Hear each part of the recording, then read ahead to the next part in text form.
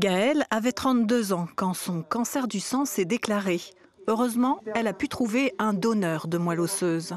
Plus que quiconque, elle sait combien il est important de mobiliser les donneurs potentiels. C'était la bataille pour espérer avoir un donneur.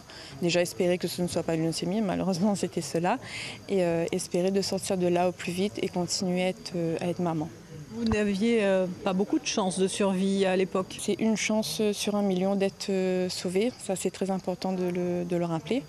Et c'est pour ça qu'il faut vraiment s'inscrire et ne pas attendre 35 ans. Gaëlle a dû se rendre en métropole pour être sauvée. Mais il est aujourd'hui possible de subir une greffe à La Réunion. Depuis 2021, 27 greffes ont été réalisées localement.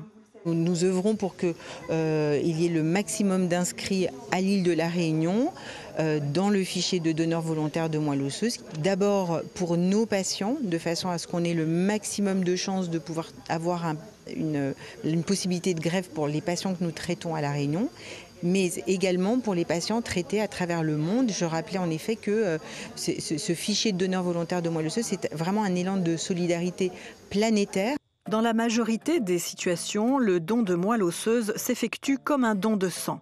Le donneur compatible prend préalablement un médicament pour que ces cellules de moelle osseuse rejoignent ses veines, d'où elles seront alors captées. Le plus difficile reste de trouver des donneurs.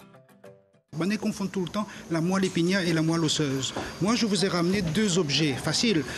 Le premier objet, c'est une gaine électrique qui contient des nerfs. Ça, on va prendre cette image-là. Cette gaine électrique se situe dans le dos, ici, dans la colonne vertébrale. Ça, c'est la moelle épinière. D'accord ? Je vous présente un deuxième objet. C'est celui-là, c'est un os.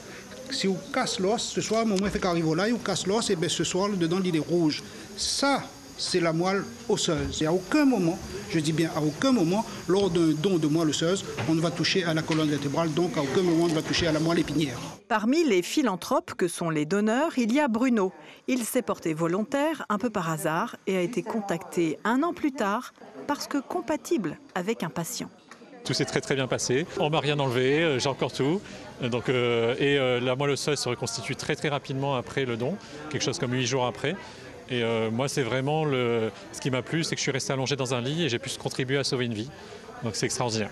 Le don de moelle osseuse ne nécessite aucune anesthésie générale, juste une aiguille dans chaque bras, dans 80% des cas, et un peu de temps, comme un petit peu d'engrais, pour que la vie repousse ailleurs.